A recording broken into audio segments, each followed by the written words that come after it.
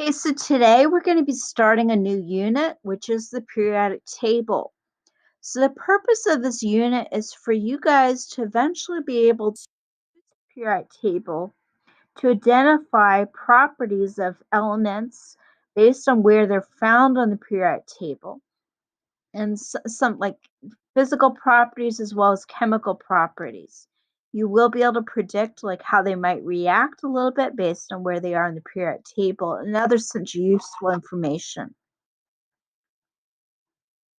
Okay, so when we look at the periodic table, there's about 118 elements, and that seems like a lot of elements.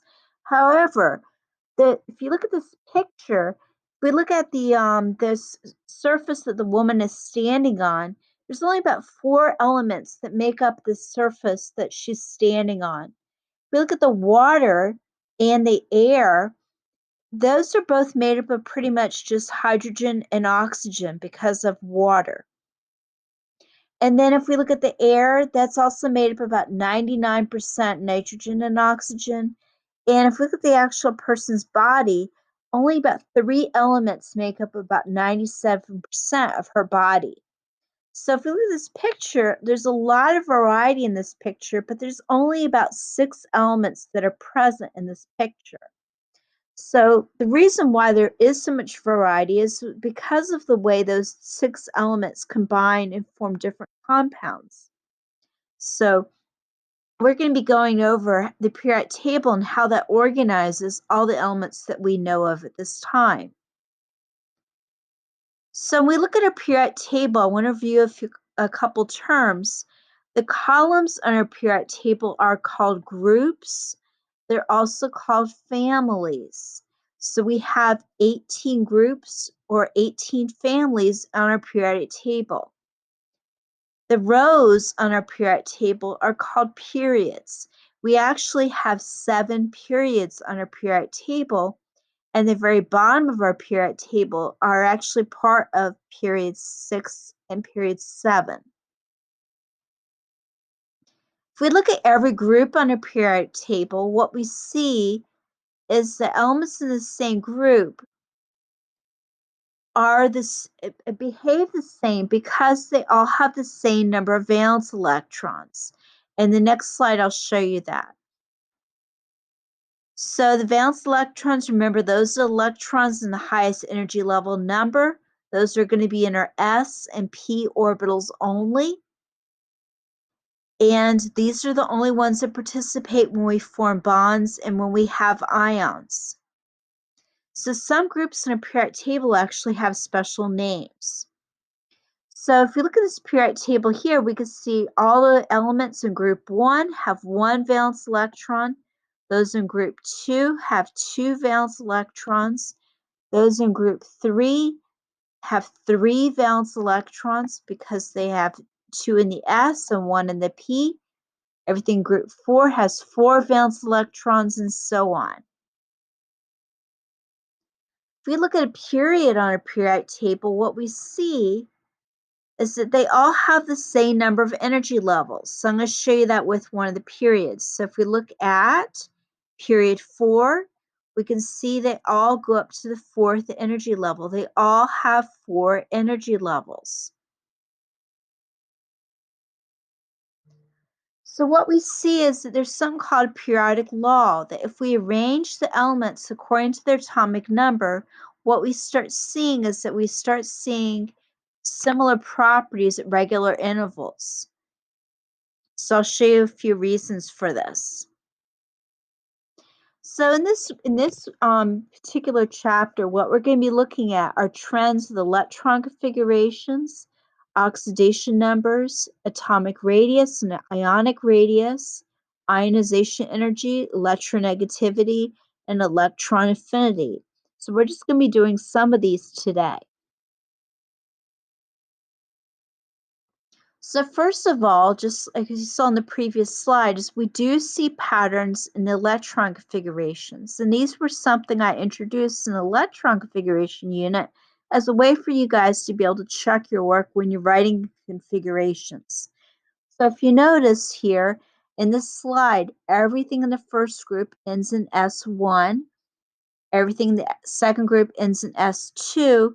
So remember, we call this the S block. Everything in the middle, almost all those end in D. Remember, we call those the D block.